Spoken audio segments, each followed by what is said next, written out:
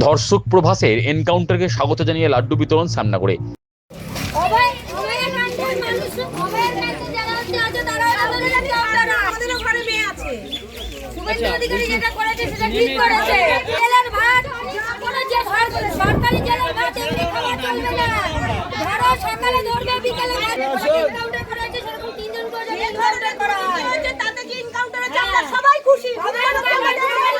দক্ষিণ চব্বিশ পরগনার বারুইপুরে নাবালিকা ধর্ষণ ও খুনকাণ্ডে অন্যতম অভিযুক্ত প্রভাস মণ্ডলের পুলিশি এনকাউন্টারকে স্বাগত জানিয়ে রাজ্যের বিভিন্ন প্রান্তে চলছে লাড্ডু বিতরণ ও মিষ্টিমুখ।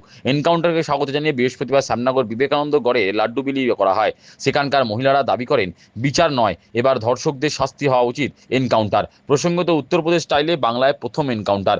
বারুইপুরে ধর্ষণ ও খুনকাণ্ডে অভিযুক্ত প্রভাস মণ্ডল পালাতে গিয়ে পুলিশের গুলিতে তার মৃত্যু হয়েছে।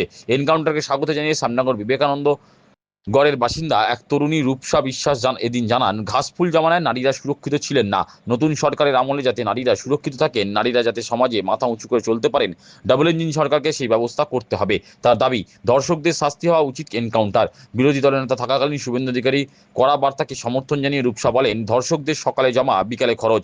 উনি একদম সঠিক কথাই বলেছেন। কারণ যেটা আমাদের আগে ছিল, নারীদের কোনো সুরক্ষা ছিল না।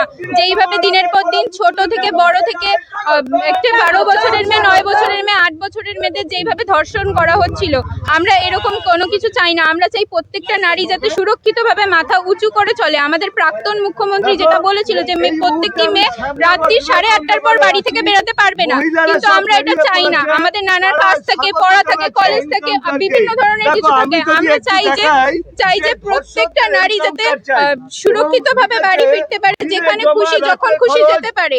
এই কারণে আমাদের শুভেন্দু অধিকারী যেটি বলেছেন, শুভেন্দু অধিকারী মহাশয়, যে দিনে ধরা রাতে খরচ, এটি একদম তিনি ঠিক বলেছেন। আমরা সবসময় চাই যাতে এনকাউন্টার হয়।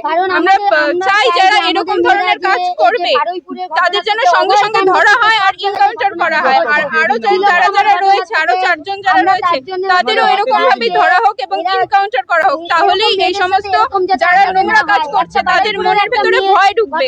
আমরা খুব খুশি যে শুভেন্দু অধিকারী এইভাবে এনকাউন্টার করেছে। সেই কারণে আমরা চাই যাতে এনকাউন্টার করা হোক এবং এনকাউন্টার করাটা খুব ভালো একটি কাজ করেছেন তিনি।